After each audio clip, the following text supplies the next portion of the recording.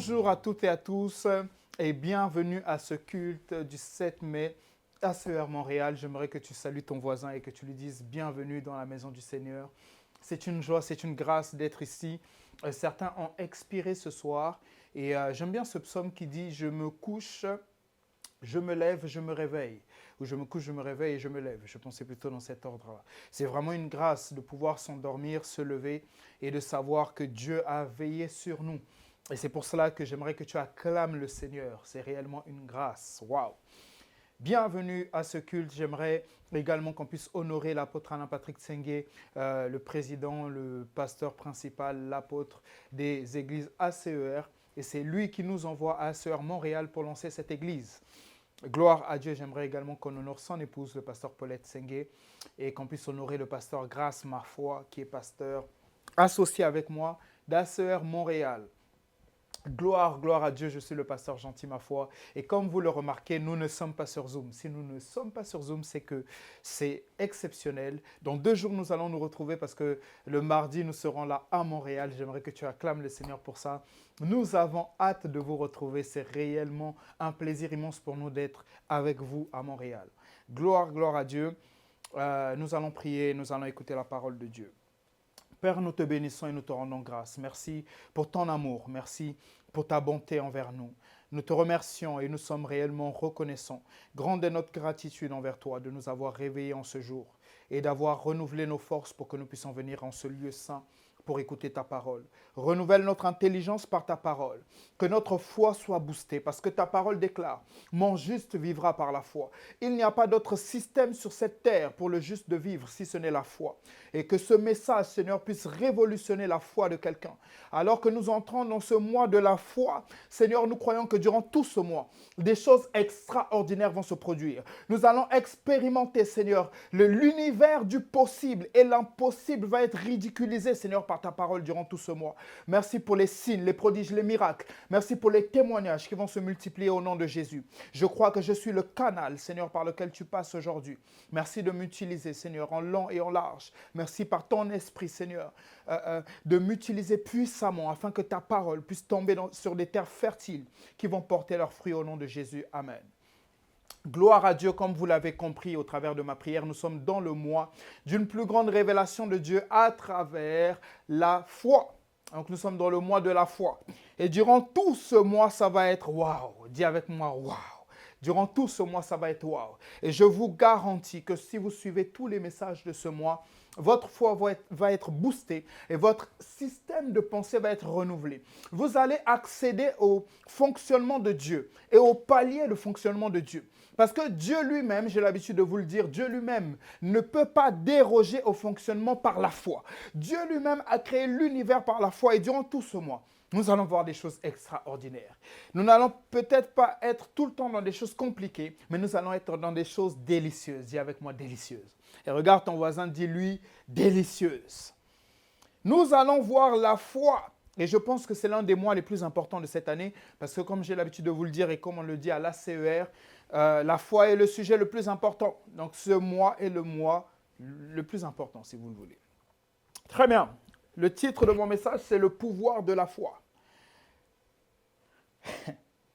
The power of faith. Pouvoir de la foi. Et comme j'ai tout un mois pour vous parler de la foi, je vais prendre mon temps, je ne vais pas me précipiter. Le mois précédent, nous avons parlé des finances. Et si vous voulez, la clé pour vos finances se trouve dans ce mois-ci, qui est la foi. Le premier mois, si je me trompe, c'est le mois sur l'amour. Si vous voulez, la clé pour l'amour, c'est ce mois, le mois sur la foi. Nous allons avoir un mois sur la prière. La clé pour le mois sur la prière, c'est le mois sur la foi. Tous les mois dépendent de ce mois-ci. Donc, si vous ne comprenez pas les enseignements de ce mois-ci, toute votre année, il se peut qu'il y ait des choses que vous allez louper parce que tout dépend de la foi. Et nous allons lire Hébreux 10 au verset 38 que j'ai cité dans ma prière, qui est un des passages que j'affectionne particulièrement. Et j'ose espérer, j'ose croire que vous allez retenir ce passage par cœur, le verset et la référence. Parce qu'à ACER Montréal, nous devons nous distinguer par la maîtrise exacte des passages bibliques. Hébreux 10 au verset 38. « Mon juste vivra par la foi, et s'il se retire, mon âme ne prend pas plaisir en lui. » Qui est le juste? Nous allons le voir. Nous allons essayer d'établir cette vérité dans nos cœurs. Qui est le juste? Nous allons dans Romains 8. Romains 8, à partir du verset 29. Romains 8, verset 29 au verset 31. Car ceux qu'il a connus d'avance, il les a aussi prédestinés à être semblables à l'image de son Fils, afin que son Fils fût le premier-né d'entre plusieurs frères. Verset 30. Et ceux qu'il a prédestinés, il les a aussi appelés. Et ceux qu'il a appelés, il les a aussi justifiés. Et ceux qu'il a justifiés, il les a aussi glorifiés. Que dirons-nous donc à l'égard de ces choses? Si Dieu est pour nous, qui sera contre nous? Donc Dieu a prédestiné l'homme pour des choses qu'il a préparées d'avance. Et c'est dans Corinthiens que Paul va nous le dire. Il y a des choses que Dieu a préparées d'avance pour nous afin que nous puissions les pratiquer. Et donc, nous sommes prédestinés. En plus d'être prédestinés, nous ne sommes pas prédestinés à n'importe quoi, nous sommes prédestinés à être l'image de son Fils qui est le premier-né d'entre plusieurs frères. Après la prédestination, parce que la prédestination vient avant ta naissance, tu es prédestiné avant ta naissance. Tu n'es pas prédestiné au moment où tu nais, mais tu es prédestiné avant ta naissance. C'est pour ça que Dieu va dire à Jérémie, dans Jérémie 1 au verset 5, « Avant que tu ne fusses formé dans le ventre de ta mère, je te connaissais. » Parce que Dieu ne nous connaît pas au moment où nous venons sur la terre, Dieu nous connaît au moment où il nous a tous créés. Et au passage, ça me permet de vous donner une puissante vérité. Adam n'a pas été créé avant toi. Adam n'a pas été créé avant toi. Nous avons tous été créés en même temps. Et nous étions tous cachés en Adam. C'est pour ça que lorsque tu viens sur la terre, tu n'es pas créé, tu es révélé. Lorsque tu viens sur la terre, tu n'es pas créé, tu es révélé. Parce que nous avons tous été créés en même temps. Si tu ne le crois pas, la première question que je te pose est celle-ci. Si tu es créé, où est le passage biblique où on montre un autre passage biblique où on montre ta création? Vous n'avez pas d'autre passage où on voit Dieu créer. La Bible nous dit que Dieu a créé et le 7e jour, il s'est reposé de son travail. Ça veut dire que s'il s'est reposé, il a considéré qu'il avait terminé. Parce que Dieu ne se repose pas tant qu'il n'a pas terminé. Dieu ne se repose pas tant qu'il n'a pas terminé. Son repos est la preuve qu'il a terminé son travail.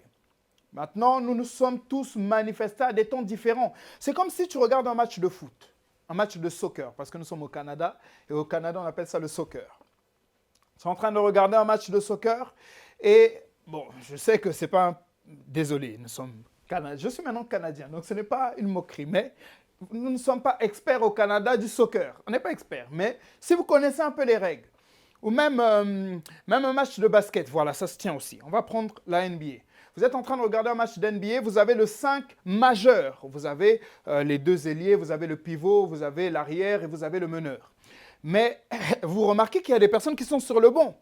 Et ces personnes qui sont sur le banc ne rentrent pas en même temps que les titulaires. Pourquoi? Parce que le coach estime qu'ils ont un rôle à jouer à un moment précis. C'est la même chose. Dieu nous a tous créés en même temps, mais il nous manifeste à des époques différentes parce que nous avons un rôle à jouer différent. Ça, c'est important à comprendre. Donc, Dieu nous a prédestinés. Il y a tellement de choses que nous allons vous enseigner à CER Montréal. Vous êtes bénis. Parce que la parole de Dieu, la révélation de la parole est venue jusqu'à vous. Et durant toute cette année, nous allons voir des choses incroyables, profondes, édifiantes dont nous avons été prédestinés. En plus d'être prédestinés, nous sommes appelés. Qu'est-ce que ça veut dire? La prédestination et l'appel sont deux choses différentes. Parce que tu es prédestiné à faire quelque chose, mais l'appel, c'est ce qui maintenant va te, on va dire d'une certaine façon, va te qualifier pour faire cette chose. Je vais vous prendre un exemple.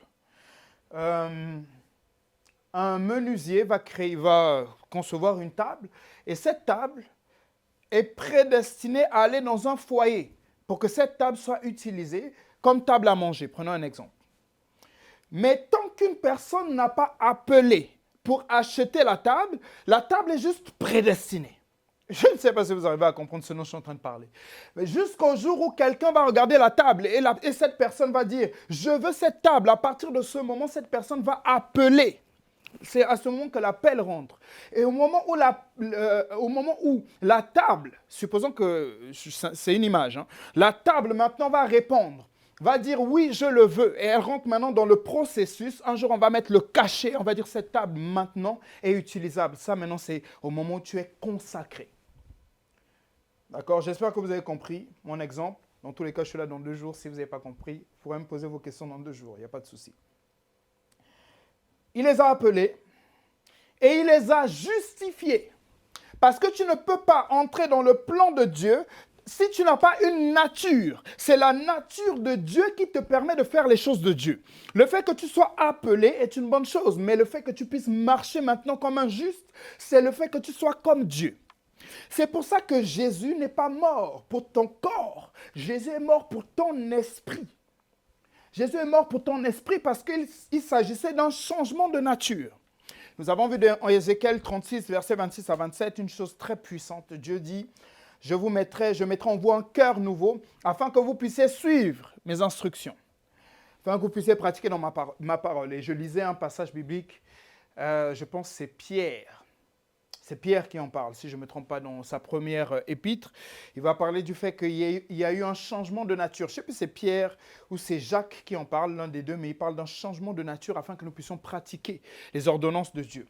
Donc, tu as été justifié. Justifié veut dire être rendu juste, non coupable, parce que devant le tribunal, tu étais coupable parce que tu étais en Adam. Au moment où Adam a péché, tous les hommes étaient en lui. C'est ce que la parole nous dit dans Romains 5. En Romains 5, Romains 6, vous trouvez ces passages, Romains 5, Romains 6, et peut-être Romains 7 aussi en parle. Donc tous les hommes étaient en Adam lorsqu'Adam a péché. C'est pour ça que le péché touche en fait la chair et affecte ta nature spirituelle. Parce que lorsqu'Adam a péché et que nous étions tous en lui, nous avons tous été affectés par son péché.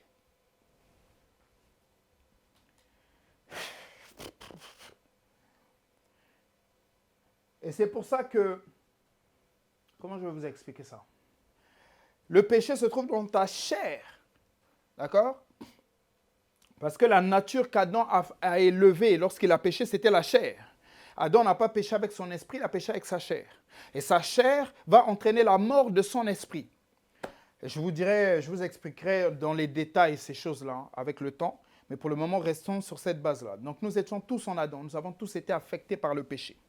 Et donc, pour que nous puissions vivre comme Dieu, parce que la Bible dit, vous êtes des dieux, dans le psaume 82 au verset 6, vous êtes des dieux, cependant vous mourrez comme de simples hommes.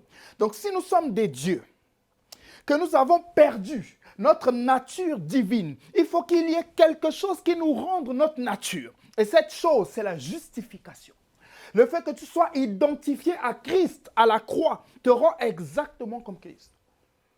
C'est pour ça que Paul va dire, lorsque vous lisez Romains 6, Paul va parler du fait que nous sommes morts avec Christ, nous avons été ensevelis avec Christ et nous sommes revenus à la vie avec Christ. Mais à quel moment ça s'est passé? Dès le moment où tu t'identifies, parce que lorsque Christ nous a sauvés, nous étions tous, il a pris toute l'humanité. Comment je vais vous expliquer ça? Christ ne te sauve pas au moment où tu l'acceptes. Christ t'a déjà sauvé. Maintenant, le fait que tu acceptes son salut te fait entrer dans son salut. C'est 2 choses différentes. Christ ne te sauve pas au moment où tu dis « Seigneur Jésus, je t'accepte comme Seigneur ». Non, tu es déjà sauvé. Mais tu n'entreras au ciel qu'à partir du moment où tu vas le confesser. C'est pour ça que la Bible va dire « Ne retire pas mon nom du livre de vie ». Il ne s'agit pas que ton nom soit ajouté dans le livre de vie, mais qu'il soit retiré parce que tu es déjà sauvé. Donc ton nom se trouve déjà dans le livre de vie. Maintenant, le fait d'être sauvé garantit que ton nom reste dans le livre de vie. Mais si tu n'es pas sauvé, ton nom sera retiré. Mais enfin bref, c'est pas... Pour le moment, retenez ça juste comme ça. Donc nous sommes justifiés. Et dès le moment où tu es justifié, la Bible dit tu es glorifié. Mais qu'est-ce qui te permet d'être glorifié? C'est la foi. D'accord? Donc il dit mon juste, ici revenons à notre passage parce que j'ai parlé de beaucoup de choses, mais c'était pour vous dresser le décor. Donc revenons à notre passage de base. Mon juste vivra par la foi. Nous avons vu que le juste, c'est celui qui est justifié par Christ. Celui qui a accepté le sacrifice de Christ et qui est devenu juste. Donc si le juste doit vivre par la foi, ça veut dire qu'il ne s'agit pas seulement de la foi au moment où il accepte Jésus. Il y a donc un autre type de foi qui doit manifester dans son quotidien. Ça veut donc dire qu'accepter Jésus n'est pas suffisant. Il faut marcher comme lui. Parce que quand tu acceptes Jésus, tu accèdes simplement au royaume. Mais accéder au royaume ne te garantira pas que sur la terre, tu vas jouir des choses du royaume. Pour jouir de ces choses sur la terre, il faut que tu marches sur la terre comme Christ a marché sur la terre. Et ce qui te permet de marcher exactement comme Jésus, c'est la foi. Tant que tu n'as pas la foi, ou tant que tu ne manifestes pas ta foi, parce qu'au passage, ça me permet de vous dire quelque chose. Nous avons tous la foi en nous. Nous avons tous la foi en nous. Nous ne manifestons peut-être pas tous la foi, mais nous avons tous la foi en nous. Je vais vous le prouver durant tout ce mois. Durant tout ce mois, je vais vous le prouver. Lorsque nous naissons de nouveau, la Bible dit qu'une mesure de foi nous a été donnée. Et cette même mesure est la même pour tout le monde. Ça veut dire que tous ceux qui naissent de nouveau naissent avec le même niveau de foi. Mais qu'est-ce qui fait que Bénin, Joshua Selman, que l'apôtre Alain Patrick, le pasteur Gentil, le pasteur Grace, qu'est-ce qui fait qu'ils arrivent à faire des choses que tu n'arrives pas à faire? C'est parce que simplement ils ont travaillé leur foi là où toi tu dors. Au moment de manifester ta foi, tu dors. Et c'est pour ça qu'ils sont à un niveau que tu admires mais que tu n'atteins pas. Parce que permettez-moi de vous dire quelque chose. Le but de Dieu n'est pas que tu admires les autres, mais le but de Dieu, c'est que toi aussi tu deviennes une source d'inspiration. Dieu n'a jamais voulu que le chrétien passe son temps à admirer les autres, mais il veut que le chrétien lui aussi devienne une source d'inspiration. Et c'est possible si tu marches par la foi. Bon, je vais vous dire des choses durant ce mois. Je ne fais que commencer. Durant ce mois, je vais vous dire des choses. Si vous arrivez à bien comprendre ce que je dis, my God, les gens ne vont plus te reconnaître. Quand les gens verront ta vie, ils se diront, mais c'est pas possible. Je connais ce gars-là. Je connais cette fille. Je connais Migli. Je connais Astrid. Je connais Véronique. Ce n'est pas normal qu'elle arrive à produire ces choses parce que depuis qu'elle est enfant, je connais ses résultats. La foi va te... Paradis à là-bas. La foi va t'introduire au niveau de résultats de Dieu. Celui qui a la foi peut faire les mêmes choses que Dieu fait. Exactement. C'est pour ça que la Bible dit que Christ, dans le passage que nous avons lu, Romains 8, afin que Christ devienne le premier-né. S'il est le premier-né, ça veut dire que vous avez le même ADN. Si vous avez le même ADN, ça veut dire que vous pouvez produire les mêmes choses. C'est pour ça que Jean 1, verset 12 va nous dire, à ceux qui l'ont reçu, à ceux qui croient en son nom, elle, la parole de Dieu, a donné le pouvoir de devenir enfants de Dieu. Lesquels sont nés non du sang, ni de la chair, ni de la volonté de l'homme, mais de Dieu. Ça veut donc dire que tu n'es plus... Si on prend ton ADN, si on prend ton sang, si on consulte tes parents, aucun de ces trois témoins ne peut justifier ta réelle nature. C'est ça qu'il est en train de dire. Mais bon. Je suis déjà excité à l'idée de savoir ce que le Saint-Esprit va nous dire durant ce mois. My God, regardez, lisons ce passage. J'ai tellement de choses à vous dire. Je suis simplement en train de dresser le décor. Mais on a tout le mois pour voir ce thème de la foi. ACER Montréal, est-ce que tu es là? Si tu es là, j'aimerais que tu bouges tes pieds un peu. Bouge tes pieds. Si ton voisin ne bouge pas les pieds, dis-lui pourquoi tu ne fais pas ce que le pasteur a dit. Parce qu'il y a toujours des voisins qui sont rebelles. Toujours. Ils croisent les bras pendant la prédication. Ils ne veulent pas noter. Ils ne veulent pas... Alors que la semaine dernière, nous avons vu comment recevoir glorieusement la parole de Dieu. On a vu comment recevoir glorieusement la parole de Dieu le dimanche précédent. Jean 1, verset 12. Mais à tous ceux qui l'ont reçu, la parole, à ceux qui croient en son nom, elle, la parole, a donné le pouvoir de devenir enfants de Dieu, lesquels sont nés, non du sang, ni de la volonté de la chair, ni de la volonté de l'homme, mais de Dieu. Ça veut dire qu'à partir du moment où la parole de Dieu entre en toi, ni le sang, ni la chair, ni la volonté de l'homme ne peuvent justifier ta réelle nature, parce que tu es désormais juste. Ce n'est pas... Regardez, comprenez ce que je vais vous dire. Ce ne sont pas vos actions quotidiennes qui justifient votre nature. Vos actions quotidiennes sont le reflet de quelle nature vous avez prévu de mettre en avant. Mais vos actions quotidiennes ne sont pas là pour dire si vous êtes juste ou pas. C'est votre nature, regardez. Quelqu'un peut être fils de président, mais marcher comme quelqu'un qui n'a pas de père, parce qu'il n'est pas conscient de sa nature. Donc, ce ne sont pas tes actions qui justifient ta nature, mais ta nature qui doit justifier tes actions. D'accord? Maintenant, tu peux décider. Souvent, les gens vont dire, regardez, les gens vont dire, je suis toujours dans la justification, Seigneur Jésus. Mais je vous dresse le décor. Souvent, les gens vont dire, moi, je ne suis pas comme ça. Lorsqu'on va leur dire non, la parole de Dieu dit que tu dois être comme ça, ils disent, moi, je ne suis pas comme ça. Et j'ai l'habitude de poser cette question. Quand tu dis, toi, tu n'es pas comme ça, on parle de qui? On est en train de parler de celui qui est né de nouveau ou on parle de l'ancienne nature? Parce que quand tu dis, moi, je ne suis pas comme ça, tu es en train de parler de qui? Parce que Christ, en toi, change ta nature. Donc quand tu dis, moi, je ne suis pas comme ça, tu es en train de dire, en réalité, je ne suis pas encore convaincu d'être né de nouveau. C'est ça que tu es en train de dire. Quand tu dis, je ne suis pas comme ça, tu dis, je ne suis pas convaincu d'être né de nouveau. Parce que quand tu es en Christ, la Bible dit, tu es une nouvelle créature. Donc cette créature, je dis, regardez, suivez-moi. La nouvelle créature, même toi, peut-être que tu ne la connais pas. Même toi, tu ne te connais pas. Parce que la nouvelle créature, l'esprit en toi, dans ton esprit. Quelque chose d'extraordinaire. Donc quand tu dis, moi je ne suis pas comme ça, on est en train de parler de quel passeport?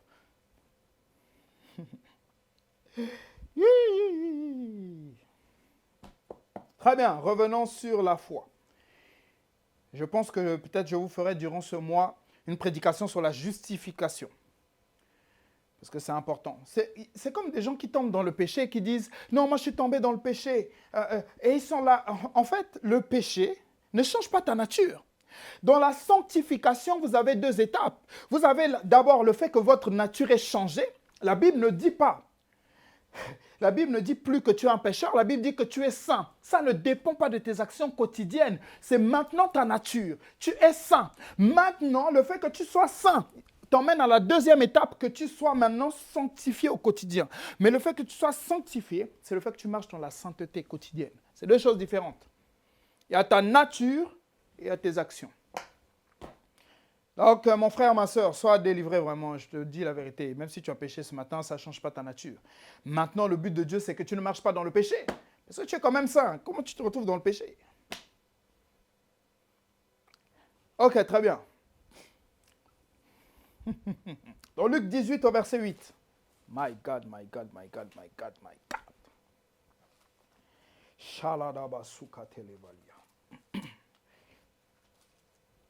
Luc 18 au verset 8.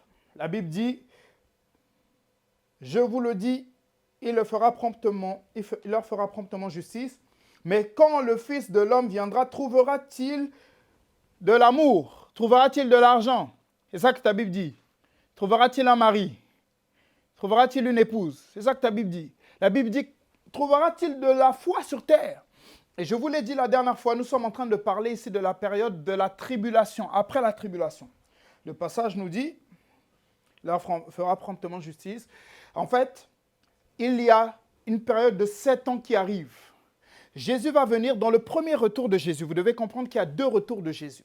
Dans le premier retour de Jésus, Jésus va venir dans les airs récupérer son église. Il y aura une rencontre entre Jésus et son église au ciel.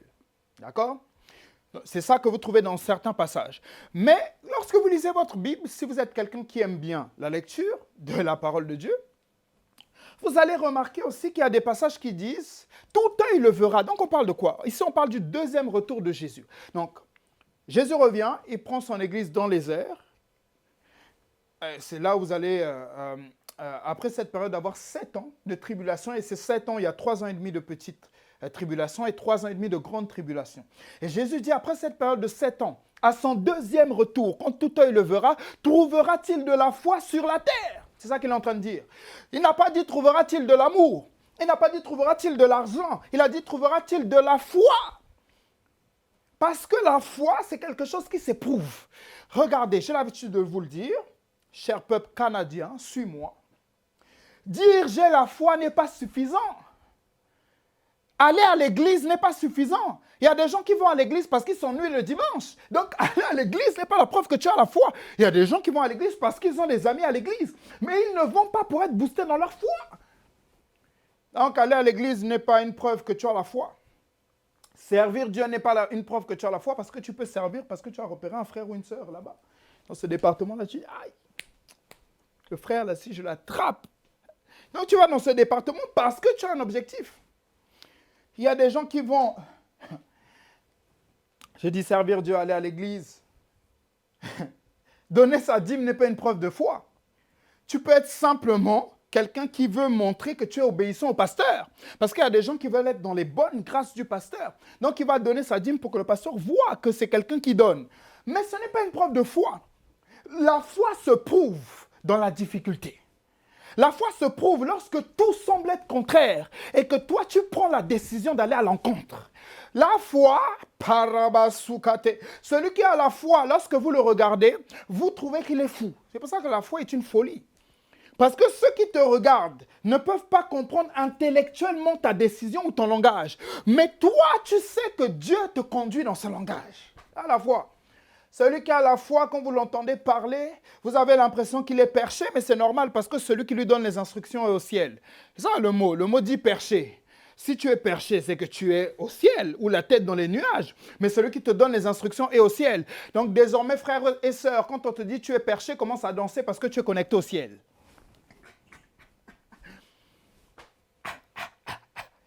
Et voilà, je reviens à mon message. Je préfère être perché que marcher selon la chair. Je préfère être dans les nuages, là où Dieu se rapproche que d'être sur la terre en train de marcher comme un gros païen. Parce que tant que vous ne marchez pas par la foi, vous marchez selon la chair. Il n'y a que deux, il n'y a pas trois, il n'y a que deux. Soit tu es dans la foi, soit tu es dans la chair.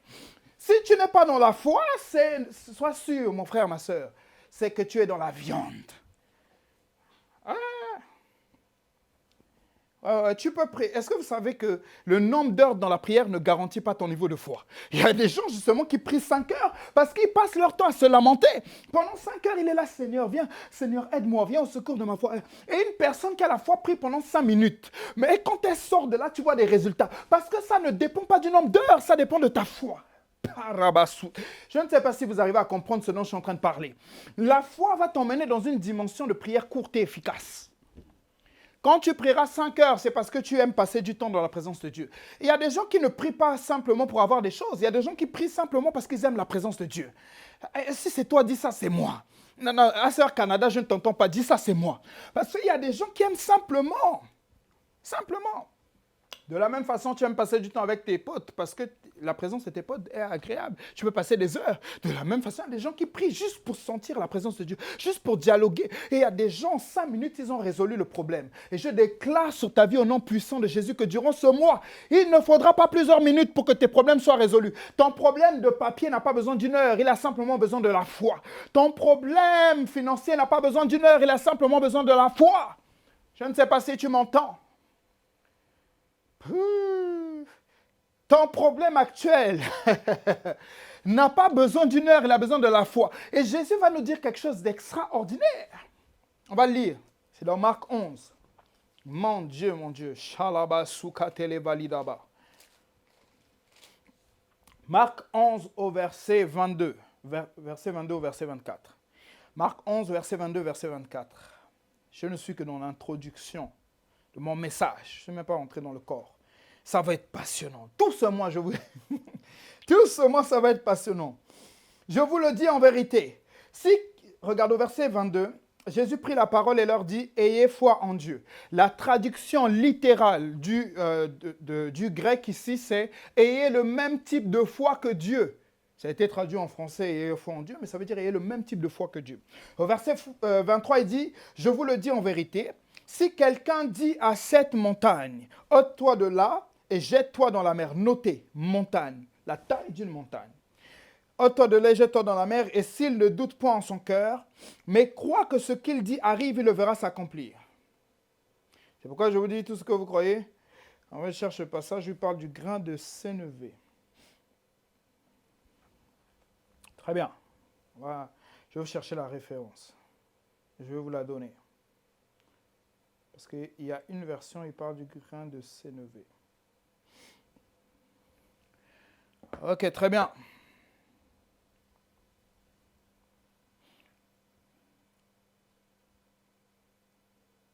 Ok, Luc 17 au verset 6. Luc 17 au verset 6. Rapidement, prends ta Bible. Luc 17 au verset 6. Ce n'est pas normal que tu me regardes encore comme ça. Prends ta Bible rapidement. Luc 17 au verset 6. Et le Seigneur dit, si vous aviez de la foi comme un grain de sénévé, vous diriez à ce sycomore, déracine-toi de là et plante-toi dans la mer et il vous obéirait. Regardez la taille du sycomore et regardez la taille du grain de sénévé. Donc, en réalité, comme l'apôtre a l'habitude de dire, il faut une petite foi pour déplacer de grandes montagnes. Mais le problème de la vie chrétienne, c'est qu'on nous a fait croire qu'il faut une grande foi pour déplacer un grain de moutarde. On te dit, tu vois ce grain de riz là, si tu as une grande foi, tu vas le déplacer. Non, la Bible dit, si tu as une foi comme ce grain de riz, tu vas déplacer ton grand problème. Donc, je te le répète, mon frère, ma soeur, tu n'as pas besoin de 15 heures pour que ce problème soit résolu. Vous savez, ce qui donne du poids à votre voix dans le monde spirituel, c'est la foi. Regardez très bien. Le titre même, des fois, n'est pas suffisant. Le titre, c'est un niveau de grâce, mais il y a des moments où ton niveau de grâce ne suffira pas, mais ta foi va dépasser. Non, suis-moi. Il y a des moments, pasteur, ce titre-là ne va te servir à rien. Apôtre, ça ne te servira pas, parce que Dieu n'attend pas ton titre, mais il attend ta foi. Il n'a pas dit le juste vivra par son titre. Parce que sinon, tous les hommes sur la terre chercheraient un titre. Mais il a dit, mon juste vivra par la foi, parce que la foi est un titre de propriété. La foi est le seul titre qui est au-dessus de tous les titres. Tous les titres passeront. Au ciel, il n'y aura pas d'apôtre. Au ciel, il n'y aura pas de pasteur. Au ciel, il n'y aura pas... Le seul pasteur de nos âmes, c'est Jésus. Quand tu vas arriver au ciel, oui, on saura que tu as été un pasteur. Mais celui qui va enseigner là-bas, c'est Jésus. Tu comprends? Quand tu vas arriver au ciel, Jésus te donnera des responsabilités, mais tu seras en dessous du souverain sacrificateur qu'on appelle Jésus. D'accord? Donc au ciel, tous ces titres-là, ça ne te servira pas. Je te dis la vérité. Tu vois? Suis-moi. Mais au ciel, il y a une chose. Regardez, la Bible dit que cette chose ne passera pas. Cette chose ne passera pas, la foi. Et regardez, il y a autre chose. La Bible dit que tout passera, mais la parole ne passera pas. Or, la parole a un rapport avec la foi. Je te jette ça juste comme ça. Je reviendrai sur ça une prochaine fois. Je ne sais pas si tu ressens la même chose que moi pendant que je parle de ce sujet. Je sens l'onction de Dieu tout autour de moi parce que vous savez, ce mois est un mois extraordinaire. Lorsqu'on parle de la foi, la foi peut rendre quelqu'un qui était un indigent devenir un prince. La foi peut faire d'une femme stérile une femme qui va enfanter. La foi peut faire... Il y a une femme qui avait de l'argent, mais elle est partie voir les médecins. Aucun médecin, malgré son diplôme, n'a pu résoudre son problème. La Bible nous dit que pendant 12 ans, elle a souffert et elle a dépensé tout ce qu'elle avait. Donc son problème n'était pas un problème d'argent. Son problème, c'est qu'elle n'était pas tombée sur le médecin. Le jour où elle est tombée sur le médecin des médecins, Parabasuka Televalia, Jésus, simplement, elle a touché le pan de sa robe. Qu'est-ce qui a fait sortir la puissance? La Bible nous dit que Jésus va dire... Quelqu'un m'a touché. Pierre va répondre, mais il y a beaucoup de gens autour de toi qui te touchent. Mais qu'est-ce qui a fait que le toucher de cette femme était particulier? La foi. Tous les gens autour de Jésus touchaient Jésus, mais ils n'avaient pas la foi que quelque chose pouvait sortir de Jésus. Lorsque cette femme, qui pendant 12 ans a dépensé son argent, a vu Jésus, elle s'est dit, « Hey, je pense que l'heure de ma guérison a sonné. » Et pendant que je suis en train de parler, je vois dans mon esprit que tu saisis que l'heure de ta guérison a sonné. Je vois dans mon esprit que tu as saisi que l'heure de ton shift a sonné. Je vois dans mon esprit que tu as saisi que l'heure du changement a sonné. Et je te garantis que si, comme la femme, à la perte de sang, tu touches le pan de la robe, qui est maintenant étendu, tu verras la gloire de Dieu se manifester. Cette femme,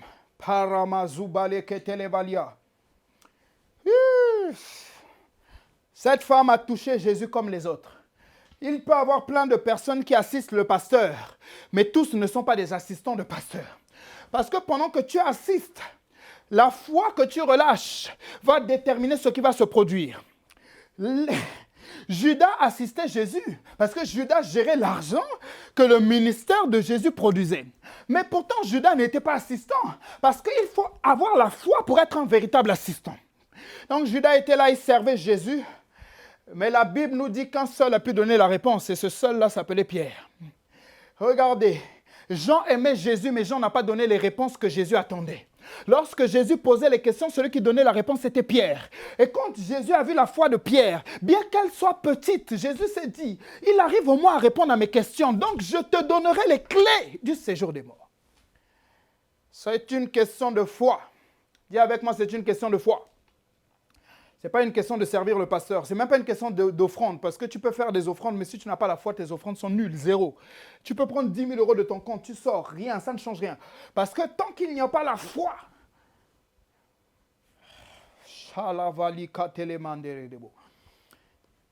et on va essayer, dans ce premier point, on va définir qu'est-ce que la foi. On ne va pas essayer, on va le définir. Qu'est-ce que la foi?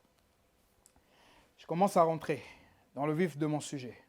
Mais comme je vous ai dit, il ne me reste pas beaucoup de temps. Je terminerai sûrement. Dans le mois, j'aurai le temps. Je rigole parce que le frère Herman qui est en train de filmer est juste en face de moi. Et chaque fois que je dis, je ne suis pas encore rentré dans mon message, il bouge toujours la tête en disant, ah, les hommes de Dieu abusent. Ils ont tellement de choses à dire. Qu'est-ce que la foi? C'est le premier point. Qu'est-ce que la foi? On verra aussi qu'est-ce que la foi n'est pas. En fait, je vous ai fait ce message il y a un mercredi. Mais je vois que tu n'as pas encore réellement saisi. C'est pour ça que je reviens sur ce message. Et je te garantis que tu vas saisir ça pendant ce mois. Je te garantis. J'étais quelqu'un de dépressif. Faisant des tentatives. J'ai l'habitude de vous raconter mon témoignage, une partie. Fait une tentative de suicide en 2007 qui a échoué.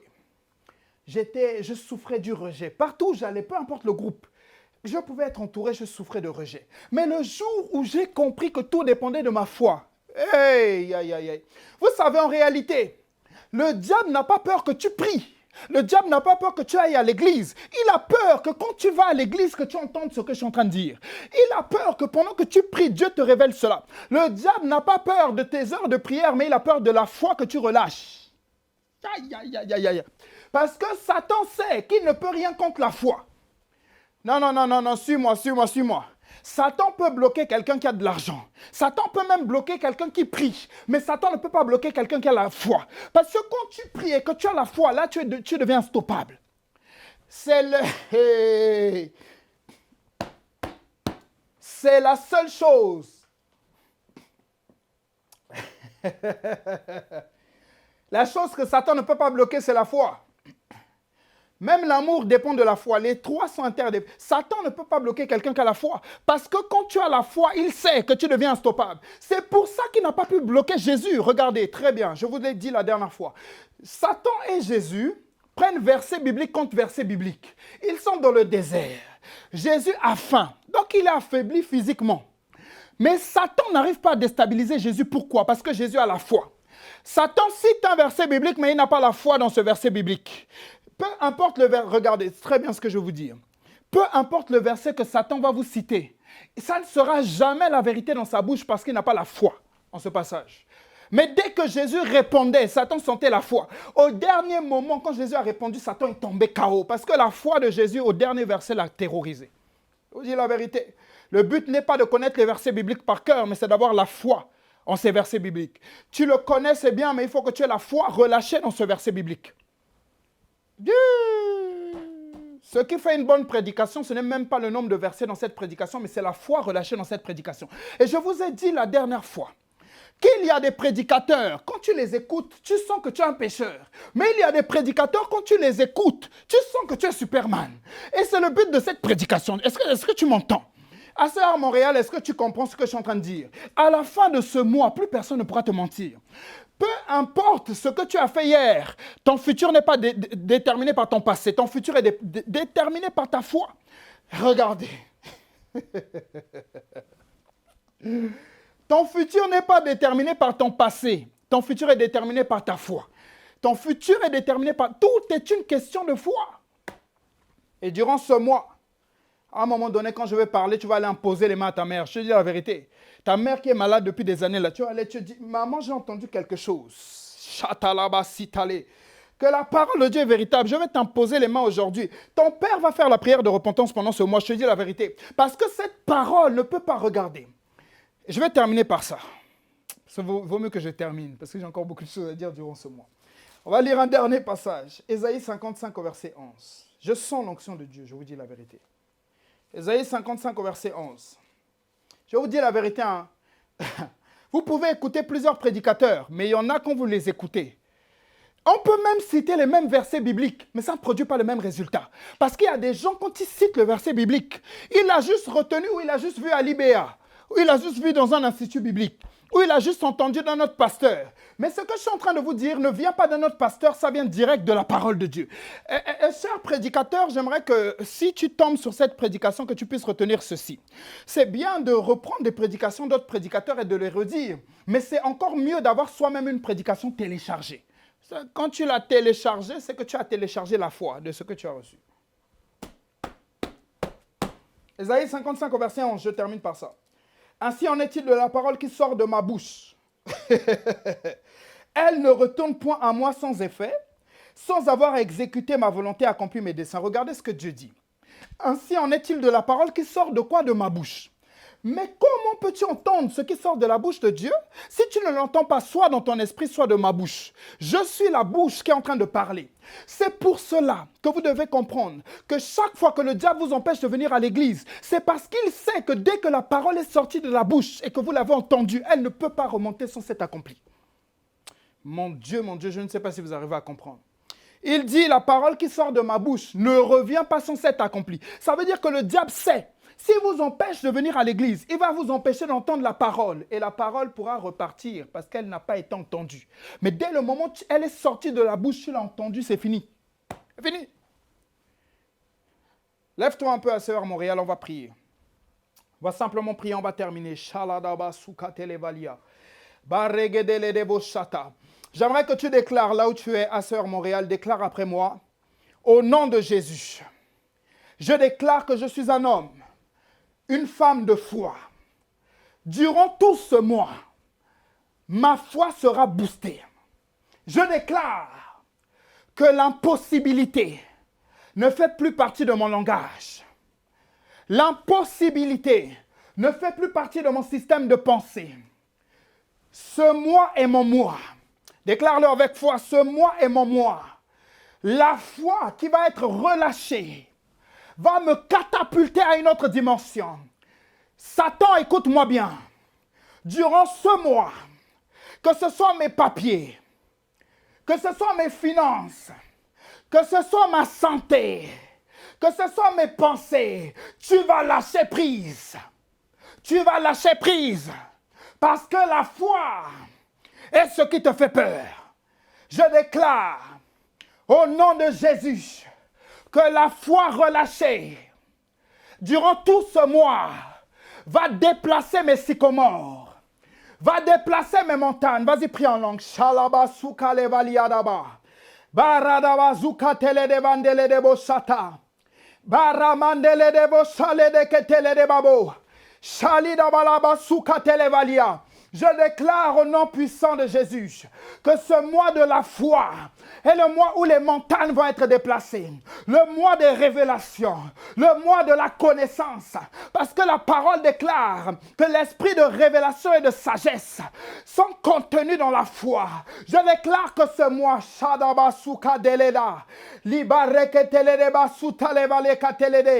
toute personne qui entre en contact avec moi sera instantanément guérie et transformée. Au nom de Jésus. Au nom de Jésus. Gloire, gloire à Dieu. Ça a été un plaisir de vous partager la parole. Et comme nous ne sommes pas là ce dimanche, j'aimerais simplement, alors que nous allons passer aux dîmes et aux offrandes, tu as entendu ce message, ta foi a été boostée. J'aimerais que tu poses un acte correspondant à ta foi. Ta dîme n'a rien à voir avec ta foi. Bon, quoi qu'il faut de la foi. Quand tu sèmes pour croire que ta dîme est une semence, mais j'aimerais que tu prennes un autre acte, une autre offrande qui va booster ta foi, qui va challenger ta foi et te transporter à une autre dimension. Et je déclare au nom de Jésus que ton offrande parle en ta faveur. Peu importe ton défi, je te le garantis, regarde-moi dans les yeux. Ce mois-ci, peu importe ton défi, avant la fin du mois, il sera résolu au nom de Jésus. Sois béni. C'est un plaisir pour moi de vous apporter la parole. Et je vous dis, dans 2 jours, mardi, on se voit à l'aéroport pour ceux qui peuvent venir. Et sinon, on se voit dans la semaine. Que Dieu vous bénisse.